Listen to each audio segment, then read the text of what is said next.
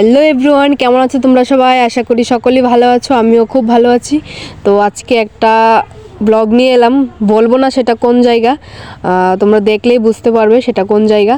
তো ভিডিওটা লাস্ট পর্যন্ত দেখতে থাকো, অনেক মজাদার একটা ব্লগ হতে চলছে।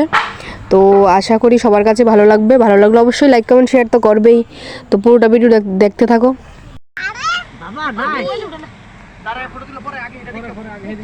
এই জায়গাটা হচ্ছে ডুম্বুরের যে বাঁধগুলো ছেড়ে দিয়েছিল ফ্লাডের সময়, ওই জায়গাটাতে আমরা নেমেছিলাম একটু দেখার জন্য।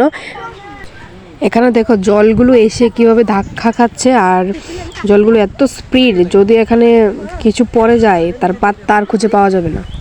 অনেকটা জায়গা জার্নি করার পর অনেক কষ্টের ফলে ফাইনালি এই ডুম্বুর এসে পৌঁছলাম গন্তব্যস্থলে।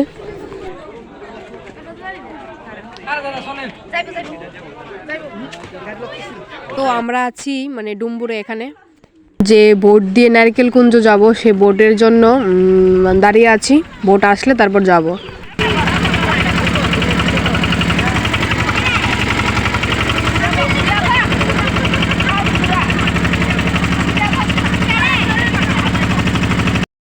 অনেক সুন্দর জায়গা এই ডুম্বুর, যে বোটিং করে যে যাওয়ার যে মানে সমুদ্রের মতো যে একটা এই জায়গাটা খুব সুন্দর, কিন্তু আবার মনে একটু ভয় ভয়ও, মানে চারিদিকে জল, ভয় তো লাগবেই, এরকম জল তো আর কখনো দেখিনি।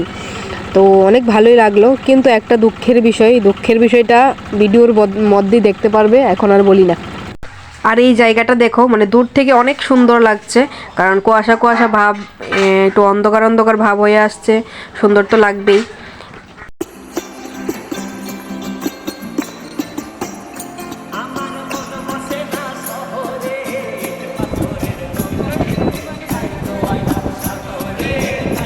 তোমাদেরকে যে দুঃখের বিষয়টার কথা বলেছিলাম, বিষয়টা হচ্ছে এটাই, আমরা নারকেল কুঞ্জটা দেখার জন্য যে গিয়েছিলাম সেটা দেখতে পারিনি, কারণ আমাদের টাইমটা ওভার হয়ে গেছে, 4টার উপরে বেজে গেছে, তাই গেট খুলেনি, আমাদেরকে ঢুকতে ওখানে দেয়নি, তাই আমরা নারকেল কুঞ্জ দেখতে পারিনি।